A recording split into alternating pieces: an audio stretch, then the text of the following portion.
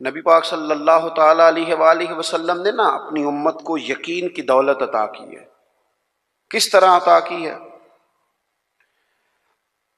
बिल्कुल सामने आ गए थे कुफारे मक्का, गारे सौर के बिल्कुल सामने। या रसूलल्लाह वो तो आ गए, तो हुजूर ने क्या फरमाया? कुरान मजीद सूरह तौबा, कहा ला तहज़न, अबू बकर गम न कर। हुजूर क्या फरमाते हैं? ला तहज़न, गम ना कर। क्यों ना गम कर? क्या, किस बुनियाद पर ना कर? तो वो बुनियाद सुने और इसको समझें। हम मुसलमान हैं, हमारी थोड़ी सी इनफिरादी सोच होनी चाहिए दूसरों से। हम लावारिस नहीं हैं, हम रब रसूल वाले हैं। हमारी बातें कच्ची पक्की नहीं होनी चाहिए, उन्हें पुख्तगी होनी चाहिए, उनके अंदर कमाल। हजरत बायजीद बुस्तामी रहमतुल्लाह अलैह एक मस्जिद में इतिकाफ में बैठे थे, तो दूर जाके आप इतिकाफ बैठते थे, कहते थे यहाँ ना बस्ताम में लोग हाथ बड़े चूमते हैं। लोग देख रहे होते हैं कि फलाने की बड़ी शान है, लेकिन अगर बंदा सूफी हो ना, दरवेश हो, तो वो डर रहा होता है कि तो यार इतने लोग मेरे पीछे फिरते हैं, रब की बारगाह में जवाब भी देना है। तो हजरत बायजीद ने इरादा किया कि दूर जाके कहीं इतिकाफ बैठना है। उठ बुलिया चलो थे वसीए, जिथे वस देनी सारे अन्ने, ना कोई साड़ी जात पछाणे ते ना कोई सानू मन्ने। दूर जाके तो लोग जानते नहीं थे, तो हजरत अपना खुश्क राशन वगैरह जरूरियात की चीजें ले गए थे, इतिकाफ बैठे थे। जो बंदा भी आता कहता बाबा रोटी कहाँ से खाओगे? फरमाने लगे भी अल्लाह असबाब बनाएगा, इंशाल्लाह बेहतरी हो जाए, कुछ मेरे पास सामान। कहने लगे नहीं वो तो ठीक है, पर कैसे? मैं कहा मैं कह रहा हूं अल्लाह देगा। अल्लाह ताला को किसी वास्ते का मोहताज तो नहीं, माज़अल्लाह वो देगा। अगरचे दुनिया असबाब से चलती है, पर कुछ चीजें मेरे पास हैं। लेकिन वो जो भी आता ना, रोटी कहां से खाओगे?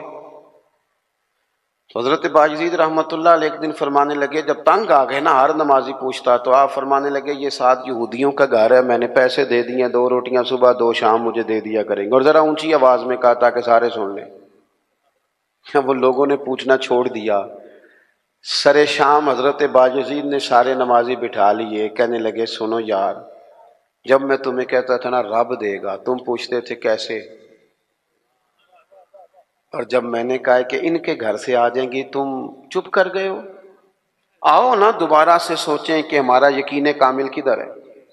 आओ ना देखें कि वो तवक्कुल किधर है।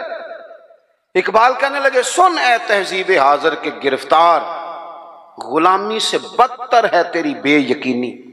कि जो तू कच्ची पक्की बातें करता, तू गुलामों से भी बदतर जिंदगी गुजार रहा।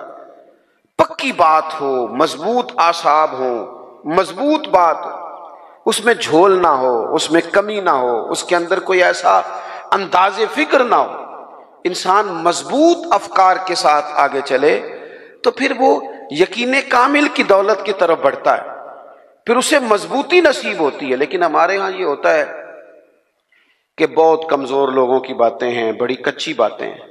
नबी करीम सल्लल्लाहु अलैहि वसल्लम फरमा रहे हैं गारे सौर में, आपकी तवज्जो है मेरी बात पर? सामने खड़े हैं कुरैश मक्का, हुजूर क्या कहते हैं? ला तहज़न,